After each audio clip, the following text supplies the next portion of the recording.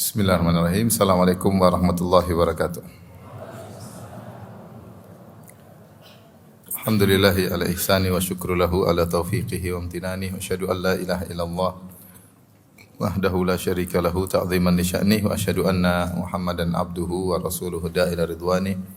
Allahumma salli alaihi wa ala alihi wa ashabihi wa ikhwani. Hadirin hadirat yang dirahmati oleh Allah Subhanahu wa taala, kita lanjutkan bahasan kita dari kitab Riyadhus Shalihin. Masih tentang bab al-umur al-manhi anha, perkara-perkara yang dilarang dalam syariat. Pada pertemuan lalu telah kita bahas tentang ghibah. Nah, pada kesempatan kali ini kita akan bahas perkara yang temannya ghibah, yaitu an-namimah. An-namimah yaitu artinya mengadu domba di antara manusia, ya. Kata Al-Imam Nawawi rahimahullahu taala, bab tahrimin namimah, bab tentang diharamkannya an-namimah. Wa hiya naqlul kalami bainan nas ala jihatil ifsad, yaitu menukil perkataan di antara manusia. Dia pergi ke A, dia nukil perkataan si B, dia pergi ke B, dia nukil perkataan si A, dalam rangka untuk merusak hubungan antara A dan B. Dalam rangka untuk merusak hubungan A dan B, maka ini disebut dengan namimah. Dan namimah ini tidak dipersyaratkan harus merupakan kedustaan. Bahkan dia jujur pun, apa yang dia nukil adalah kebenaran, dia nukil kepada A tentang perkataan si B dan itu benar, B pernah berkata demikian tentang si A. Atau dia pergi ke B, kemudian dia pergi ke B dan dia menukil perkataan si A tentang si B dan itu juga benar. Tapi gara-gara nukilan ini bisa menimbulkan pertikaian di antara mereka berdua, maka itu adalah namimah. Jadi namimah meskipun jujur pun hukumnya apa? Haram. Meskipun jujur pun hukumnya haram. Apalagi kalau namimah tersebut dibangun di atas kedustaan, maka ini keharamannya double. Ya. Sama seperti ghibah. Ghibah, kalau kita bicarakan kejelekan orang lain, jujur pun haram. Tapi kalau kita menceritakan kejelekan dia dan dia tidak hadir di sisi kita, maka buhtan. Jadi ghibah plus dusta. Jadi jangan disangka namanya namimah itu kedustaan. Tidak disyaratkan kedustaan. Inilah yang terkadang menjadikan seorang bermudah-mudah untuk berghibah atau bernamimah karena mereka menganggap apa yang saya sampaikan ini benar. Seperti seorang ghibah, kemudian kita tegur, ya akhi jangan ghibah. Ini saya jujur saya enggak bohong. Memang begitu kenyataannya. Nah, kalau begitu kenyataannya itulah namanya apa? Ghibah. Kalau kau bohong tentang dia, itulah buhtan. Kalau kau mau ngomong depan dia langsung, jangan ngomong di belakang. Ngomong depan dia langsung, jangan ngomong di belakang atau nasihati dia langsung.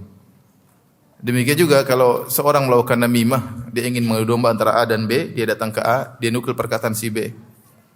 Kemudian si A bilang, iya benar saya enggak bohong, memang B ngomongin kamu begitu. Kemudian dia pergi ke B, dia nukil perkataan si A. A ngomongin kamu begitu. Dan ini benarlah, itulah yang disebut dengan apa? Namimah. Jadi tidak disyaratkan namimah itu harus berita dusta, bahkan berita jujur pun termasuk namimah. Dan ini adalah termasuk dosa besar. Dan sangat besar, bahkan Rasulullah SAW mengatakan la yadkhulul jannata qattat. Orang yang namimah tidak masuk surga. Ini ancaman yang berat dari Rasulullah sallallahu alaihi wasallam karena dia benar-benar bertentangan dengan tujuan syariat. Syariat ingin adanya persatuan. Makanya disyariatkan atau disunnahkanlah banyak perkara untuk menyambung hati di antara kaum muslimin. Disyariatkannya saling mengucapkan salam di antara kaum muslimin. Supaya apa? Supaya bisa hati saling menyatu. Kalau bertemu mungkin jabat tangan supaya hati bisa saling menyatu, ya. Disunahkan untuk saling memberikan hadiah, tahadu tahabu, saling beri hadiah agar kalian saling mencintai. Banyak hal, disuruh memperhatikan tetangga, disuruh menjenguk orang sakit, ya, disuruh membantu yang susah, ya. Disuruh memaafkan. Banyak syariat kalau kita lihat syariat tersebut, tujuannya adalah untuk mempersatukan kaum muslimin. Disyariatkan salat berjamaah, disyariatkan salat Id bersama. Ini semua apa? Untuk agar kita bersatu, agar hati kita bersatu. Ya. Demikian juga di balik itu banyak perkara yang diharamkan karena bisa menimbulkan perpecahan. Di antara ghibah, di antaranya namimah ya. Banyak hal ya. Dilarang suudzon. Nah, ketika syariat menyuruh kita untuk bersatu dan itu adalah salah satu usul dalam pokok-pokok Islam adalah bersatunya kaum muslimin ya. Allah berkata, "Innamal mu'minuna ikhwatun fa aslihu baina akhawaykum wattaqullaha la'allakum turhamun." Sungguhnya kaum mukmin adalah bersaudara, maka damaikanlah di antara mereka.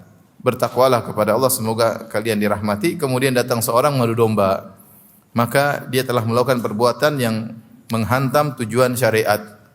Ya, dia menghantam tujuan syariat. Orang yang tadi sudah bareng-bareng, sudah bersama, saling tersenyum kalau bertemu, saling husnudzon, maka jadi hancur lebur persahabatan mereka atau persaudaraan mereka gara-gara si namam ini, tukang namimah ini. Maka dia telah terjerumus dalam dosa besar, dosa yang sangat besar.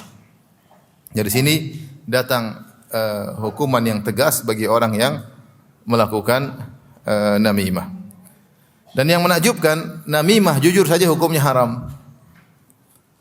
Sementara dusta untuk menyatukan boleh. Kata Rasulullah SAW, la yahilul kadhib illa fi thalath. Bahwasanya dusta itu tidak diperbolehkan kecuali 3 perkara. Di antaranya adalah lil islah bainan nas. Di antaranya 3 perkara yang boleh dusta. Pertama di perang, ketika perang dia boleh berdusta, mengesankan kepada musuh seakan-akan kekuatan lagi full, ternyata lagi lemah, atau sebaliknya mengesankan kepada musuh lagi lemah, ternyata lagi kuat. Ini strategi dalam peperangan, ini boleh, tidak ada masalah. Yang kedua, kalamul mar'ah li zawjiha wa kalamur rajul li zawjihi. Pembicaraan laki sama istri, istri sama suami dalam rangka untuk lebih saling mencintai. Gombal-gombalan di antara mereka tidak jadi masalah. Apalagi perempuan suka digombali ya. Enggak ada masalah ya. Ini boleh. Boleh dusta. Yang ketiga adalah untuk islah, untuk perbaikan. Ngebayangkan dusta jadi disyariatkan demi untuk persatuan. Dusta padahal buruk. Tetapi dalam persatuan maka disyariatkan. Ini jujur, tapi kalau merusak diharamkan. Jujur, tapi kalau merusak malah diharamkan. Dan namimah ini terjadi dari skala kecil sampai skala besar. Kadang antara tetangga dengan satunya. Tukang namimahnya siapa? Pembantunya. Pembantu ketemu ada komunitas pembantu, kemudian main ke rumah 1, rumah 2 ngomongin ini. Oh, ibu kemarin ngomongin Mbak katanya begini, benar enggak Mbak? Gitu. Saya cuma ngecek aja Mbak.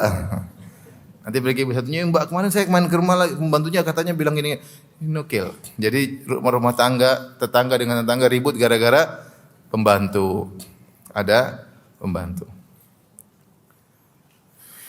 Kadang antara kawan dengan kawan. Ini terjadi, saya juga banyak laporan ya.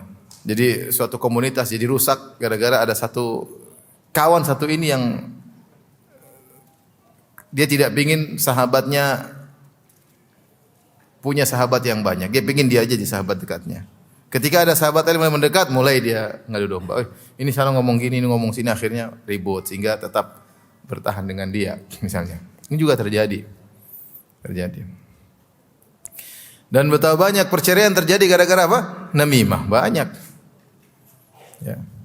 Datang ke suami, kemudian bilang istrimu gini-gini, datang ke istri suami ngomong gini-gini, akhirnya timbul perceraian.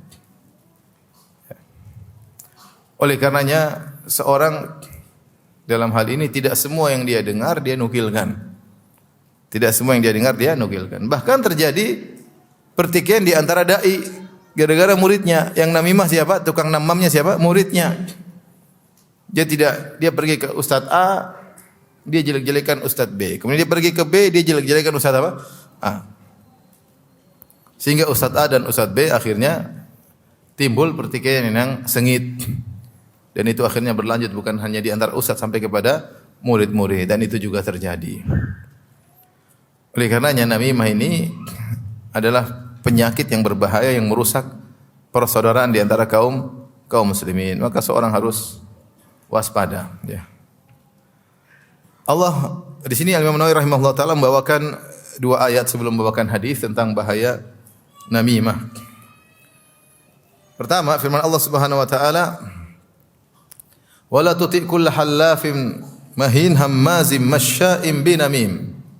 Ya, jangan kau mengikuti yang halaf, suka bersumpah dengan mudah bersumpah, yang hina ya. Hammaz, suka merendahkan, suka mencela. Masya'im binamim, di antara ciri orang kafir ini masya'im binamim yang Allah singgung dalam surat Nun ya. Di antara ciri orang kafir yang Allah sebutkan masya'im binamim, kesana kemari dengan namimah, mengadu domba. Masya'im binamim, mengadu domba. Jangan ikuti orang seperti ini ya.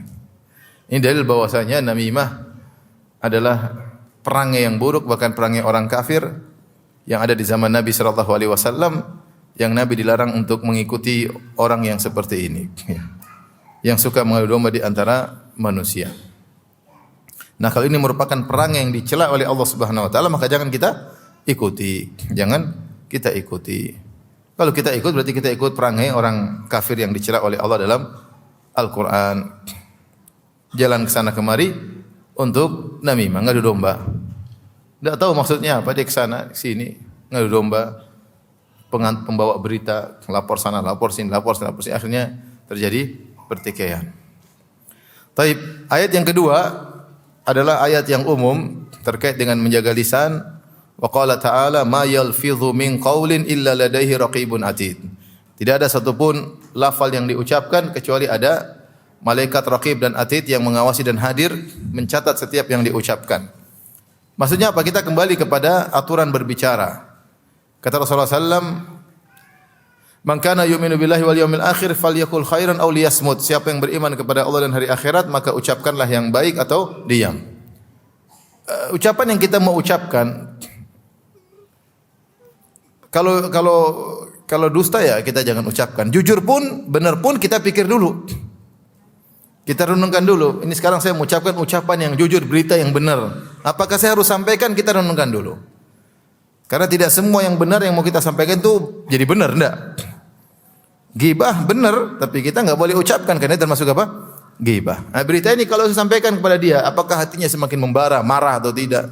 Ini kalau saya ceritakan sama istrinya ngamuk atau tidak? Saya kalau cerita sama suaminya ngamuk atau tidak? Kita mikir, apakah dengan perkataan ini menjadikan pertikaian orang, menjadikan orang ribut? Ya. Kalau menimbulkan keributan, enggak usah kita ngomong.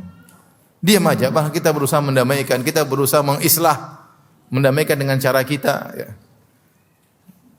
Karena setiap ucapan yang kita ucapkan ada malaikat yang mencatat. Dicatat bukan cuma jujur atau bohong. Jujur pun dicatat, mudarat atau maslahat dicatat oleh malaikat. Kalau ternyata mudarat jangan diucapkan. Betapa banyak berita yang kita tahu kita enggak ucapkan, ya atau enggak? Mau kita enggak sampaikan sama istri kita enggak sampaikan sama kawan kita enggak sampaikan sama teman dekat kita. Karena kita tahu mudarat meskipun benar. Ucapan itu benar. Di sini seorang butuh fikih, memahami tentang memikirkan dampak jauh, abaat yang melihat dari ke arah jauh ke depan. Ucapan ini yang saya ucapkan ini mudarat atau tidak. Termasuk berita yang kita share, kita lemparkan ke grup. Semuanya harus kita renungkan. Kalau ternyata ucapan tersebut menimbulkan pertikaian, perdebatan di antara kaum muslimin, maka jangan. Karena malaikat mencatat ini jujur tapi dosa. Kenapa jujur tapi dosa? Karena ini jujur tapi ghibah misalnya. Ini jujur tapi namimah. Maka waspada setiap yang mau kita ucapkan, kita pikirkan terlebih dahulu. Ini jadi masalah, siapa yang mau mengamalkan hadis ini? Siapa beriman kepada Allah dan hari akhirat? Hendaklah dia berkata yang baik atau dia diam. Siapakah di antara kita yang mau bicara, dia mikir dulu. Mikir sebentar aja, biasanya langsung dalam hati dikeluarkan. Ada dalam hati diceplos-ceploskan. Ada yang dalam hati langsung distatuskan. Ada yang dalam hati langsung dijadikan komentar. Ntar dulu, mikir dulu dong. Mikir dulu. Nggak usah jauh-jauh, kita antara suami istri aja kita kadang nggak mikir. Ini nyakiti hati istri nggak? Kita nggak mikir. Ini nyakiti hati suami nggak? Kita nggak mikir. Kalau bicara sama bos kita mikir-mikir, sama istri mana mau dipikir?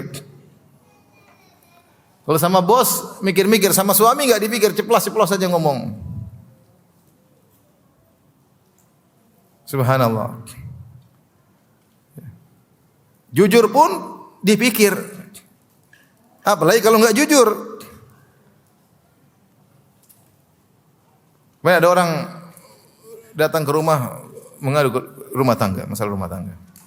Istri nangis-nangis. Ustaz, suami saya bilang kamu anak setan, kamu anak iblis. Kok mau sama anak iblis dalam hati saya? Enggak mikir, suaminya ada emosi enggak mikir. Itu kan bohong semua. Kita bener aja, kita harus mikir ngomong agar istri kita mungkin tidak tersinggung. Mana kita menerapkan hal ini? Kita ngomong aja yang kita mau inginkan. Padahal omongan tersebut akhirnya membuat retak atau jarak antara kita dengan pasangan kita. Ya kalau istri kita gembrot juga jangan bilang gembrot, bilang aja kamu agak berbobot, begitu kan bisa. Jangan bilang gembrot, bilang sayang kamu agak berbobot ini hari ini, makanya dikurangi. Ya, misalnya, maksudnya kita milih kata-kata, karena kalau kita asal ngomong, kita nggak mikir dampaknya, itu berbahaya. Jadi sekali lagi saya ingatkan, ikhwan dan akhwat, amalkan hadis tersebut, man kana yu'minu billahi wal yawmil akhir falyaqul khairan aw liyasmut. Ucapkan yang baik atau diam, tidak semua yang bergejolak di dada kita utarakan. Tidak harus. Jangankan sama orang jauh, orang dekat aja kita juga mikir. Sama orang tua, sama kakak, sama adik. Mau kita ungkapin, mikir dulu, ini bagus, kalau enggak usah diungkapin, udahlah. Pakai bahasa yang lain. Kalau saya ungkapin gini, bakalan ribut, udahlah, enggak usah lah. Ya, kita enggak ingin hidup bertengkar, bertikai, tahan. Yang demikian juga, kalau kita, berita yang kita sampaikan kepada si A maupun si B, menimbulkan mereka bertengkar, itulah namimah. Itulah namimah meskipun kita jujur. Taib.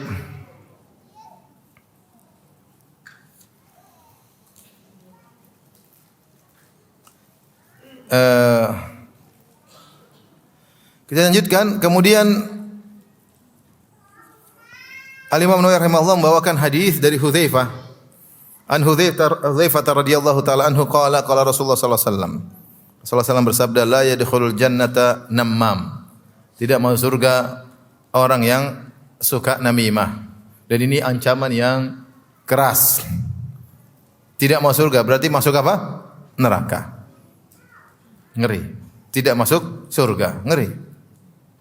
Ya tentunya namimah bukan kekufuran. Tapi ketika Rasulullah mengatakan tidak masuk surga, orang yang namam berarti ini dosa besar. Ini dosa besar. Bagaimana dia masuk surga sementara di surga itu semua orang saling bersatu, saling menyayangi di antara mereka. Sampai Allah mengatakan wa naza'na ma fi sudurihim min ghillin ikhwanan ala sururin mutaqabilin.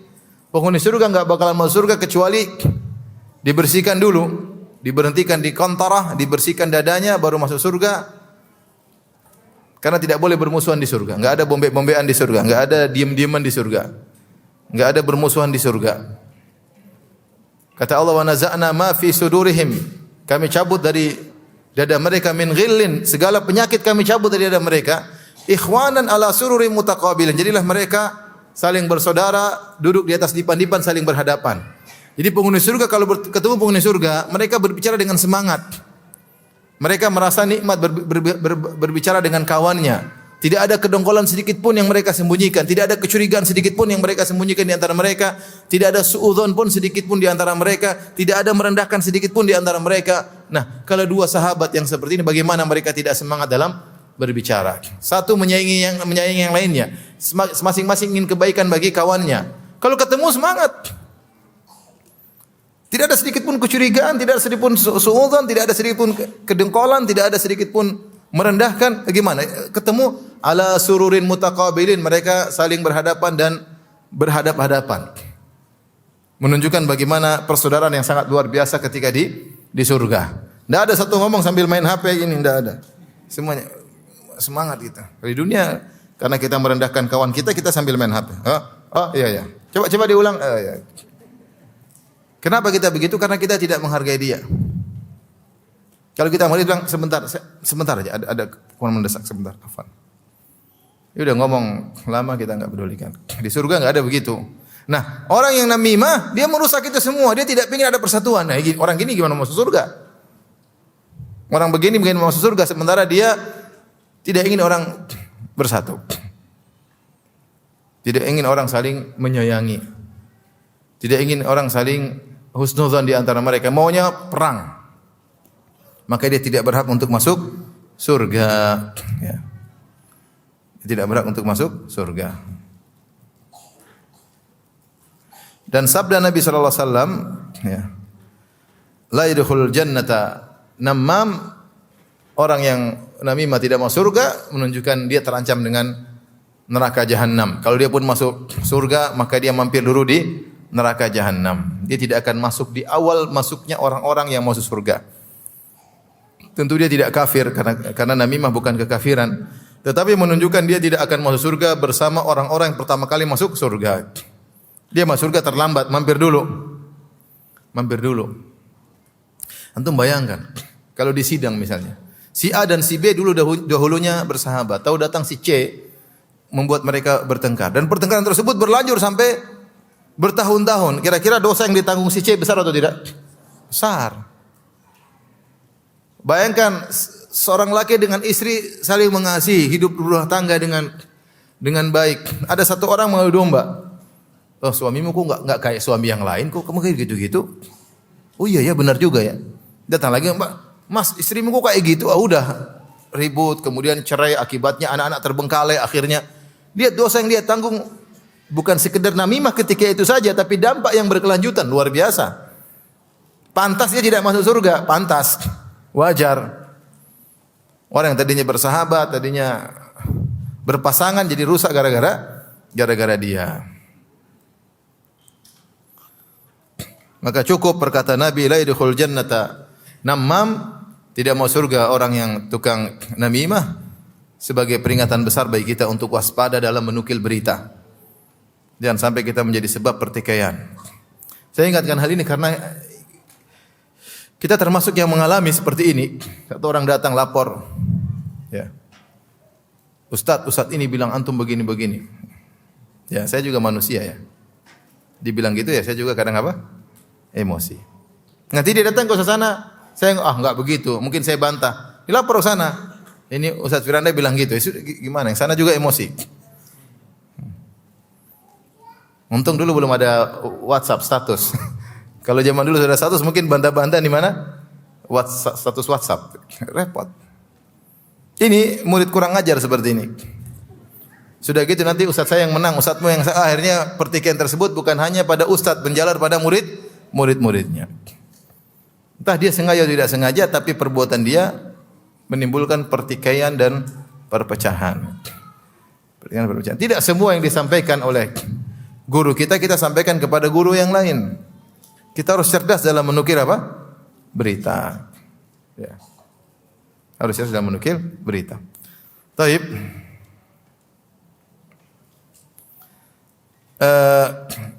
Taib. Apa yang kita lakukan kalau ada orang namimah depan kita? Dia bilang misalnya, Ustaz lain bilang antum begini-gini. Apa yang harus kita lakukan? Al-Ghazali rahimahullah ta'ala, Imam Ghazali menyampaikan ya dalam Ihya Ulumuddin dan dinukil oleh Ibnu Hajar Fathul Bari, kalau ada orang berbuat namimah sama kita, apa yang kita lakukan? Ya. Pertama, jangan kita benarkan. Jangan kita benarkan orang ini. Kenapa? Karena pelaku namimah adalah orang fasik. Orang fasik. Dan kita dilarang untuk membenarkan orang fasik. Ja'akum fasiqun binaba'in fatabayyanu. Jangan langsung benarkan. Orang fasik ya. Dia bawa berita seperti ini. Dia sedang namimah, sedang adu domba. Ini yang pertama, hati-hati. Jangan langsung benarkan dia. Yang kedua, sebagaimana dikatakan akan diriwayat dari Al Hasan Al Basri, ya. Siapa yang berbuat namimah di depanmu, dia akan juga menamimah kamu di hadapan orang lain. Artinya dia sekarang menjelek-jelekan orang di hadapanmu, nanti dia juga menjelek-jelekan kamu di hadapan orang lain. Maka waspada. Kalau kau ridho dengan perbuatan dia, nanti dia akan melakukan seperti itu kepada orang lain tentang dirimu. Gampangnya siapa yang berbuat ghibah depanmu, dia juga akan menggibahmu kepada orang lain.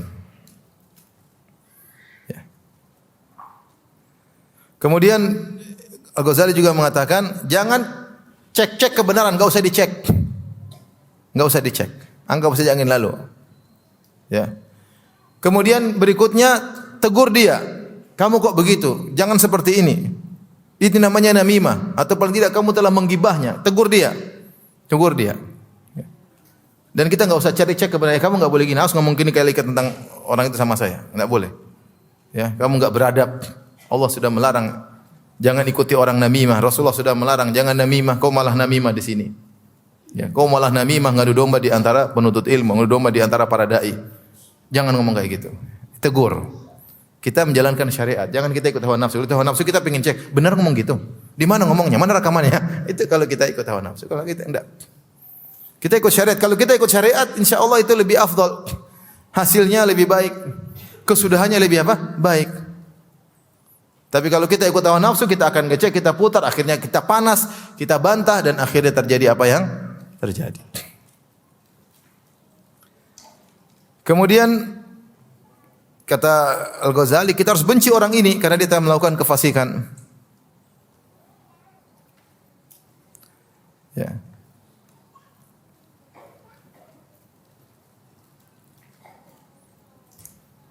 Dan apa namanya? Dia tegur, ya. Dan jangan dia juga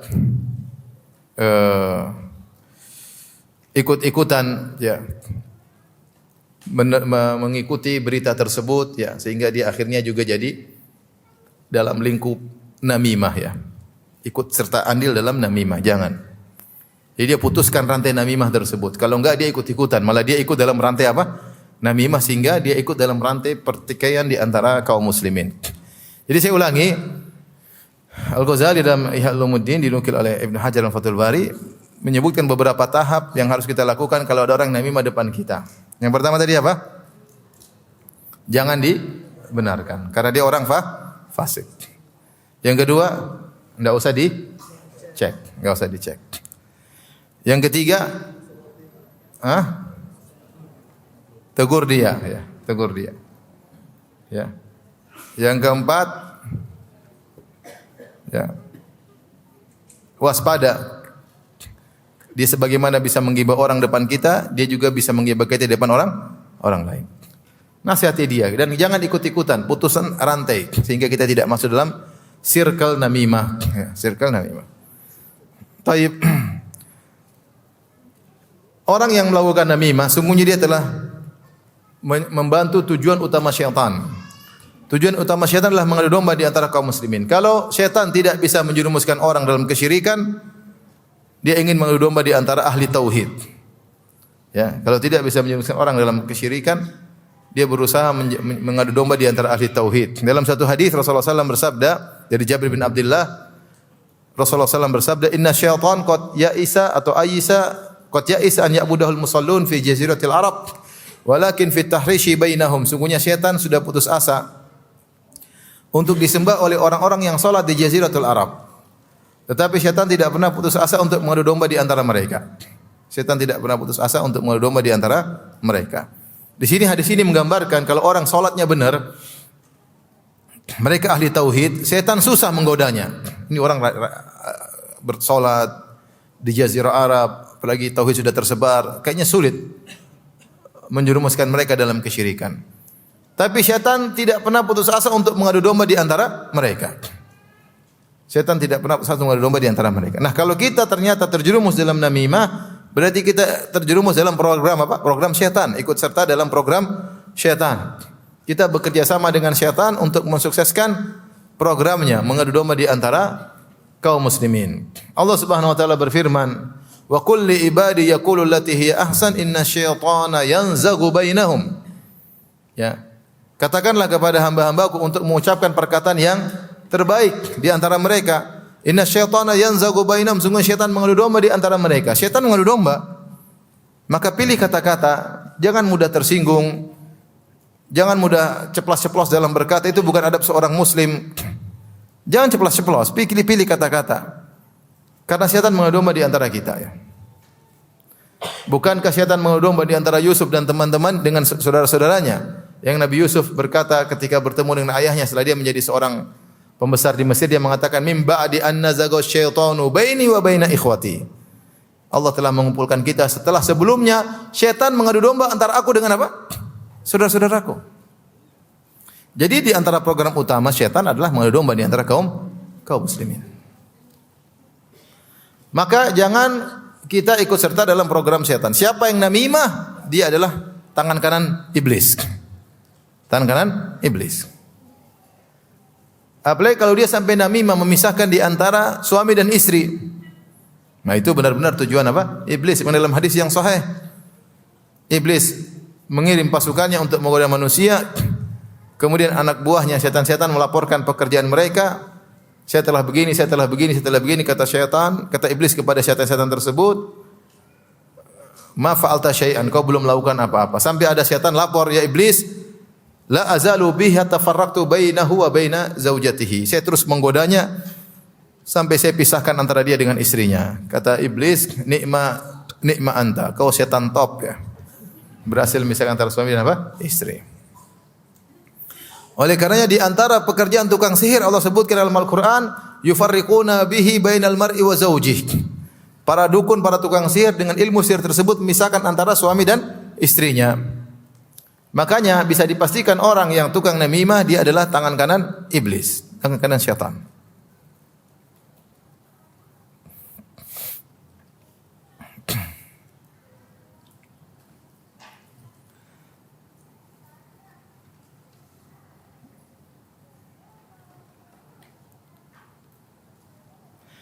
Al-Qurtubi mengatakan tentang hadis la yadkhul jannata namam, tidak masuk surga orang yang namam.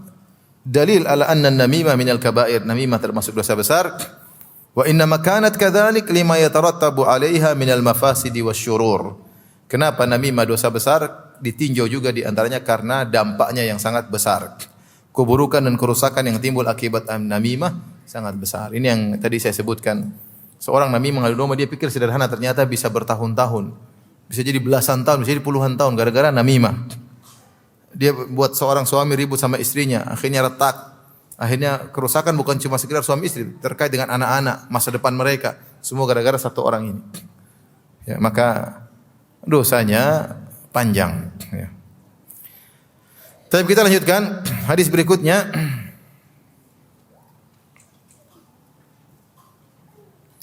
An Ibni Abbas radhiyallahu taala anhuma, dari sahabat Ibnu Abbas radhiyallahu anhuma, anna Rasulullah sallallahu alaihi wasallam marra bi qabrain. Rasulullah sallallahu melewati dua kuburan. Faqala, kemudian Rasulullah sallallahu berkata, innahuma yu'adzabani, sungguhnya kedua penghuni kubur ini sedang diazab. Wa ma yu'adzabani fi kabirin, mereka berdua sedang tidak diazab dalam perkara yang besar. Kemudian kata Rasulullah sallallahu bala innahu kabir, bahkan sungguhnya itu perkara besar. Nanti kita jelaskan maknanya. Amma ahaduhuma fakana yamshi bin namimah. Adapun yang satu diazab dalam alam kubur karena suka jalan ke sana kemari mengadu domba di antara manusia. Wa ammal akharu, adapun yang satunya fakana la yastatiru min baulihi. Yang satu buang air kecil tidak menutup auratnya. Ini adalah beberapa riwayat. Ada la yastanzihu min baulihi, yang dia buang air kecil dan tidak bersih ketika cebok. Dalam sebagian riwayat la yastatiru min baulihi, kalau dia buang air kecil dia asal buka saja tanpa menutup apa? Auratnya. Hadza lafdhu ihda riwayatil Bukhari, ini salah satu lafal dari riwayat dalam Sahih Bukhari. Qala al ulama, kata Imam Nawawi rahimahullah taala, berkata para ulama, makna wa ma yu'adzabani fi kabirin, mereka berdua diazab bukan pada perkara yang besar, ai kabirin fi za'mihima, yaitu mereka menyangka dua perkara ini perkara sepele, ternyata besar dalam syariat. Wa qila kabirun tarkuhu alaihima, ya, mereka menganggap ini perkara yang ringan, ya, atau berat untuk ditinggalkan. Kata mereka, berat saya tinggalkan, padahal mudah. Taib, kita bahas hadis ini. Hadis ini Rasulullah SAW satu hari melewati dua kuburan. Kemudian Rasulullah SAW di depan para sahabat, Rasulullah SAW kabarkan tentang dua kuburan ini. Innahuma la yu'adzabani, sungguhnya dua penghuni kubur ini sedang diazab. Dari mana Rasulullah SAW tahu? Allah yang kasih tahu. Karena Rasulullah mungkin mendengar suara mereka, mendengar mereka sedang disiksa. Ini perkara gaib. Ya. Kemudian Rasulullah SAW menjelaskan, wa ma yu'adzabani fi kabirin. Mereka tidak diazab karena perkara yang besar. Kemudian Rasulullah SAW menimpali, bala innahu kabir, bahkan perkara yang besar. Ini para ulama bahas apa maksud perkataan Nabi. Mereka berdua tidak diazab karena perkara besar. Saya ulangi, mereka berdua tidak diazab karena perkara besar, bahkan ini perkara besar. Apa maksud perkataan Nabi tersebut? Ada beberapa pendapat. Ada yang mengatakan sebagaimana dijelaskan oleh Imam Nawawi rahimahullahu taala, ada yang mengatakan bahwasanya perkara ini dianggap sepele oleh mereka berdua. Perkara ini dianggap sepele di antara bagi mereka berdua. Perkara apa sih? Buang air kecil, tidak dicebok dengan bersih. Kemudian buang air kecil, kemudian di tengah jalan sambil buka pantatnya kelihatan, apa masalahnya? Yang mau lihat-lihat, yang enggak lewat. Apa masalahnya? Biasa, kita tempat kita biasa juga. Mungkin dia anggap sepele, semua orang juga melakukannya. Atau dia namimah ke sana kemari, ngadu domba, dia merasa itu perkara ringan. Dia tidak tahu, kata Nabi, bala innahu kabir, justru itu perkara besar. Jadi tidak besar menurut keyakinan mereka, tapi besar di sisi Allah. Seperti ketika Allah menyebut tentang perbuatan orang munafik yang menuduh Aisyah berzina dengan Sofwan bin Mu'attal As-Sulami, kata Allah Subhanahu wa taala, wa tahsabunahu hayyinan wa huwa indallahi azim. Kalian menyangka perbuatan kalian adalah ringan, padahal di sisi Allah adalah besar. Ini ciri-ciri orang munafik, melihat dosa dianggap sepele. Innal munafik yara dzunubahu kadzubabin mara ala anfihi fayaqulu bi yadihi hakadha. Orang munafik itu kalau lakukan dosa, dia melihat dosa itu seperti hanya seekor lalat lewat depan hidungnya kemudian dia usir. Artinya sepele. Seperti lalat yang lewat kemudian dia usir. Ada orang beriman, yara dzunubahu ka'annahu qa'idun tahta jabalin yakhafu an yaqa alaihi. Adapun orang beriman kalau melakukan dosa dia takut seakan-akan dia sedang duduk di bawah sebuah gunung yang setiap saat bisa jatuh menimpanya. Jadi dua orang ini menganggap dosa mereka kecil, namun ternyata dia besar di sisi Allah Subhanahu wa taala. Pendapat yang lain, ya.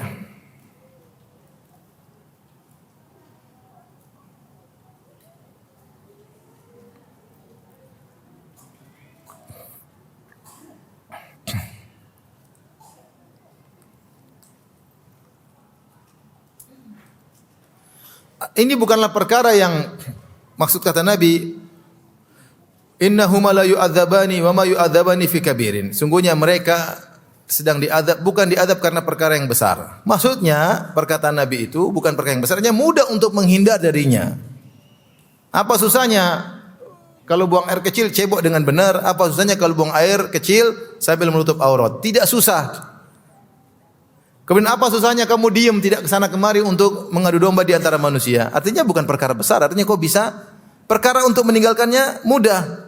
Tapi kamu menggampangkannya, akhirnya kamu terjerumus dalam dosa besar. Ini dua tafsiran. Tafsiran pertama, itu adalah perkara kecil dalam keyakinan apa? Mereka. Ternyata besar di sisi Allah. Tafsiran kedua, itu perkara kecil artinya mudah untuk dihindari, tapi mereka melakukannya akhirnya menjadi dosa besar.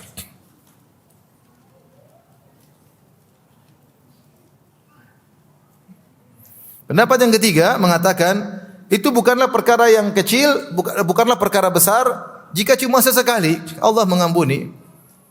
Tapi menjadi besar karena mereka selalu melakukannya. Siapa sih yang selalu bersih? Kadang-kadang buang air kecil terlihat aurat, terkadang. Kalau sesekali ya tidak besar, tapi kalau berulang-ulang dan terus-menerus menjadi apa? Besar. Ini kira-kira tiga pendapat tentang perkataan Nabi, wa ma yu'adzabani fi kabirin bala innahu kabir. Tidaklah mereka diazab pada perkara yang besar, justru itu adalah perkara apa? Besar. Ada yang bisa ulang? Yang pertama tadi kenapa? Dianggap kecil menurut keyakinan mereka, padahal besar di sisi Allah. Yang kedua, perkara kecil karena mudah untuk ditinggalkan, namun mereka tidak meninggalkannya. Itu adalah yang ketiga, perkara kecil jika dilakukan sekali. Kalau terus-terusan menjadi dosa besar, jadi kebiasaan. Itu tiga pendapat di kalangan para ulama. Taib. Hadis ini dalil bahwasanya ada namanya azab kubur. Dan azab kubur datang dalam beberapa ayat menunjukkan adanya azab kubur. Dalilnya sudah kita bahas dalam buku, di antaranya ulama membahas, di antaranya yang saya sebutkan dalam buku syarah rinci rukun iman ya. Disebutkan banyak dalil. Adapun hadis-hadis, ayat-ayat banyak, hadis-hadis juga banyak. Salah satu ayat tentang adanya dalil azab kubur seperti Allah berfirman tentang Fir'aun. Kata Allah Subhanahu wa taala, ya. An-naru yu'raduna 'alaiha ghuduwan wa 'ashiyya wa yauma taqumu sa'atu adkhilu ala fir'auna asyaddal adzab. Neraka dipaparkan kepada Fir'aun dan pengikutnya di pagi hari dan petang hari. Dan pada hari kiamat kelak masukkanlah pengikut Fir'aun kepada azab yang lebih pedih. Perhatikan sini. Sekarang kata Allah, neraka dipaparkan kepada mereka. Dan pada hari kiamat kelak masukkan Fir'aun kepada azab yang lebih apa?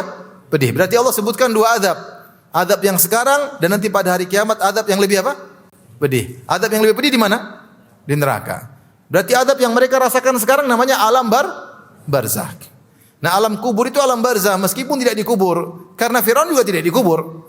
Fir'aun dan bala tentaranya tenggelam di laut merah. Mereka tidak dikubur. Bahkan jasad Fir'aun selamat. Al-yawma nunajjika bi badanika litakuna liman khalfaka ayah. Pada hari ini kami selamatkan jasadmu sebagai pelajaran bagi orang-orang setelahmu. Jasadnya selamat, tidak dikubur. Tapi dia diazab enggak di alam barzakh? Diazab. Berarti ada namanya azab alam barzakh. Ini namanya alam yang tersendiri, alam gaib. Seperti kita, ada nama alam mimpi. Alam mimpi kita enggak tahu di mana alamnya, tapi ada alam tersebut. Alam sadar, alam mimpi. Ada enggak? Ada. Sana kita ketemu ini, ketemu macam-macam, menghayal ini, terjadi apa-apa. Kita enggak tahu alam tersebut. Alam barzakh tidak harus dikubur. Bukan berarti saya buka kuburan kemudian katanya diperluas. Alam tersendiri. Meskipun kamu tidak dikubur. Saya buka kuburan kok kecil enggak aja, enggak ada apa-apa. Ini alam tersendiri. Jadi ada namanya alam barzakh. Barzakh artinya perantara antara alam dunia dan alam akhirat. Contohnya Fir'aun diazab sekarang. Mereka sedang diazab sekarang. Demikian juga ketika Allah sebutkan tentang azab-azab yang menimpa orang-orang yang mendustakan para nabi. Seperti ketika Allah sebutkan tentang kaum Nabi Lut misalnya. Walaqad sabbahahum bukratan adzabun mustaqir. Kata Allah, di pagi hari mereka ditimpa dengan azab yang terus-menerus. Adzabun mustaqir. Yaitu ketika Allah di pagi hari Allah kirim malaikat Jibril kemudian diangkatlah para pelaku sodomi tersebut, diangkat, kemudian dibantingkan, dihancurkan, kemudian mereka disiksa dengan adzabun mustaqir. Allah sebut dengan lafal azab yang terus-menerus. Berarti mereka sekarang sedang diazab atau tidak? Diazab di mana? Di neraka apa di alam barzakh? Neraka belum diisi sekarang. Paham? Ini dalil tentang adanya azab apa? Azab alam barzakh sekarang. Ya. Mau mereka dimakan hiu, mau mereka dikeramas, apa namanya? Hah? Benar, dikeramas. Dia apa? Hah? Oh, kremasi. Saya sering salah ngomong. Dikremasi. Mau kremasi debu tetap aja masuk dalam alam barzakh ya. Jadi kaum Nabi Lut sekarang sedang diazab. Dan azab tersebut terus-menerus sampai hari kiamat, sampai dalam neraka jahanam. Ya. Demikian juga ketika Allah menyebut tentang kaum Ad ya. Inna arsalna 'alaihim rihan sarsaran fi yaumin nahsin mustamir. Ya. Kami siksa mereka dengan di hari yang nahas, hari yang sial, yang mustamir, yang terus-menerus. Ada yang menafsirkan berlanjut tidak berhenti, di antaranya di alam barzakh. Seperti juga kaum Nabi Nuh dan yang lainnya. Intinya Allah sebutkan sekarang ada suatu azab namanya alam barzakh. Seperti Allah juga berfirman tentang orang-orang yang dicabut nyawanya oleh para malaikat ya. Walau tara idh yatawaffa alladhina kafaru al-malaikatu yadribuna wujuhahum wa adbarahum wa dhuqu adzabal hariq. Seandainya kau bisa melihat ketika orang-orang kafir dicabut nyawanya oleh para malaikat, kemudian malaikat hantam mereka, pukul mereka, cuma kita enggak bisa lihat. Makanya Allah bilang seandainya kau bisa lihat tapi tidak terlihat. Kata Allah seandainya kau melihat bagaimana malaikat mencabut nyawanya orang kafir kemudian dihantam oleh para malaikat dan berkata wa dhuqu adzabal hariq, rasakanlah azab yang membakar. Al yauma tujzauna adzabal huni. Kata malaikat sekarang kau diazab dengan azab yang menghinakan. Sekarang berarti azab apa? Alam barzakh, paham? Malaikat tidak mengatakan nanti. Malaikat kata sekarang kau sudah diazab dengan azab yang menghinakan. Intinya dalil banyak sekali ya, kalau kita mau sebutin di Al-Qur'an itu belum hadis-hadis banyak sekali. Di antara hadis tentang alam barzakh. Dan hadis-hadis tentang azab kubur, adanya alam barzakh, hadisnya mutawatir maknawi. Itu banyak sekali hadis. Kita berlindung kepada azab kubur, disuruh berdoa untuk berlindung pada azab kubur. Rasulullah menjelaskan tentang azab kubur. Rasulullah SAW menjelaskan tentang malaikat munkar dan nakir. Banyak sekali hadis mutawatir, itu riwayatnya sangat banyak. Sehingga kita yakin di antara akidah Ahlussunnah bahwasanya azab kubur itu ada. Muncul orang-orang bahlul sekarang mulai menolak adanya alam apa? Kubur. Kata mereka enggak ada buktinya, kita bukan enggak ada apa-apa. Coba kau masuk coba. Terus tutup. Kalau kau lihat memang enggak ada. Kalau kau yang masuk dan buka-buka, insya Allah kau lihat. Bilang. Taib. Kita lanjutkan. Setelah itu Rasulullah SAW menjelaskan tentang kenapa mereka diadab. Kata Rasulullah SAW, amma ahaduhuma fakana la yastatiru min baulihi. Atau amma ahaduhuma fakana yamshi bin namimah. Yang satu karena namimah. Ini dosa besar. Dan perkataan Nabi fakana, kana artinya sering, menunjukkan apa? Ghalib. Seringnya dia orang ini bukan sekali namimah, sering. Sana kemari ngadu ini, ngadu enggak. Senang lihat orang bertengkar, senang lihat orang ini penyakit. Mengadu di antara kaum muslimin. Maka diadab sebelum di akhirat, diadab di alam barzah. Yang satu wa kana la yastatiru min baulihi. Yang satu dia ketika buang air kecil, dia tidak menutup auratnya. Kelihatan bokongnya, kelihatan depannya ya. Cuek-cuek aja sambil bersiul, kemudian di pinggir jalan orang lewat-lewat, subhanallah. Enggak lihat kiri, duduk kayak apa kayak asal lepas aja begitu saja tanpa ada beban. Ini enggak boleh seperti ini. Bayangkan orang seperti ini, dia hanya kencing kemudian buka, sebagian terlihat auratnya, diadab dengan adab seperti ini. Karena rasa malu dicabut, dia tidak punya rasa malu berarti. Gimana lagi dengan orang yang sedang berzina, kemudian dia videokan dirinya, kemudian diupload di internet, kemudian orang satu dunia melihat. Rasa malu sudah hilang, apalagi bukan sekedar rasa malu hilang, bangga dengan video yang dia bikin tersebut. Rasa malu hilang, ikut orang-orang bule yang kebanyakan makan babi sehingga mungkin rasa malunya hilang. Istrinya dicium orang pun dia senang. Istrinya ditampilkan di depan orang, dilihat kecantikannya dia bangga. Istri dia pamerkan, rasa malu hilang. Kaum muslimin enggak begitu. Kaum muslimin tidak makan babi, makan apa? Onta. Onta itu pencemburu ya. Onta itu pencemburu. Kalau ada betinanya diganggu sama jantan yang lain, berkelahi sampai mati-matian. Ya, dia lagi berhubungan, tahu-tahu ada jantan yang ganggu, berkelahi sampai mati. Kalau babi lagi berhubungan sama betina, ada jantan lain, kata dia, tafadhal. Rasa malunya enggak ada. Ya. Orang bule seperti itu, orang kafir. Ya. Istrinya dipamerkan keindahan tubuhnya, dicium sama laki-laki lain. Oke, ngobrol ketawa-ketiwi sama suami orang juga. Oke saja. Sehingga banyak di antara mereka suaminya berzina, laki-laki istrinya berzina, oke saja. Temu, ganti-ganti pasangan, biasa aja. Tradisi yang rusak. Rasa malu enggak ada. Ini saja rasa malu hilang gara-gara kencing, cuek aja, kelihatan bokongnya ya. Dia diadab seperti ini, apalagi yang tidak punya rasa malu, bangga dengan maksiat yang dia lakukan. Saya kadang-kadang mikir,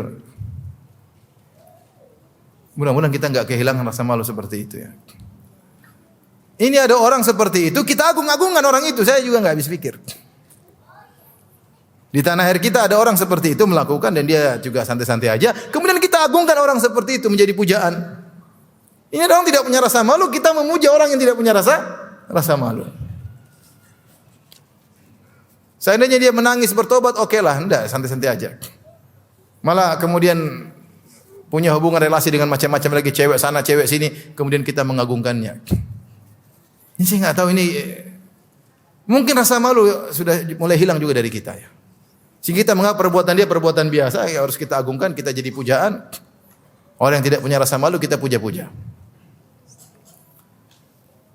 Oleh karenanya ini peringatan ya, di antara sebab azab kubur adalah namimah, dan ini menunjukkan bahwasanya namimah adalah dosa besar menyebabkan azab kubur, dan di antaranya adalah menampakkan aurat.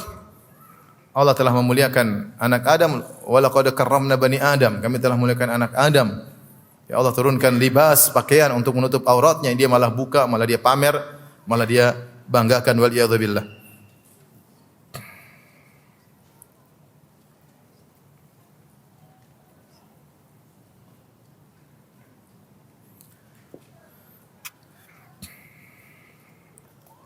Taib, kita lanjutkan satu hadis lagi. Dari Ibnu Mas'ud radhiyallahu anhu, Nabi sallallahu alaihi wasallam qaal, "Ala unabbiukum mal adhu." Kata Rasulullah sallallahu alaihi wasallam, "Mau kau kabarkan kepada kalian tentang al-adhu?" Apa itu al-adhu? Hiya namimah al-qalatu bainan nas.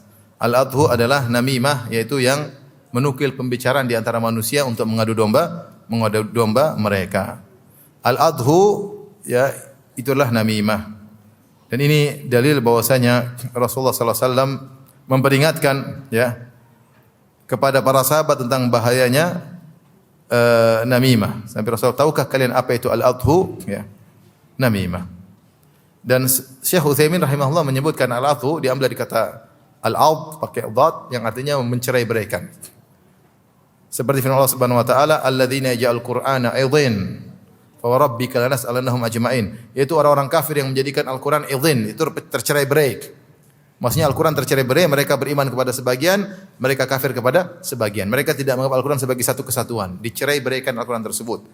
Demikian juga namimah mencerai-beraikan orang yang bersatu.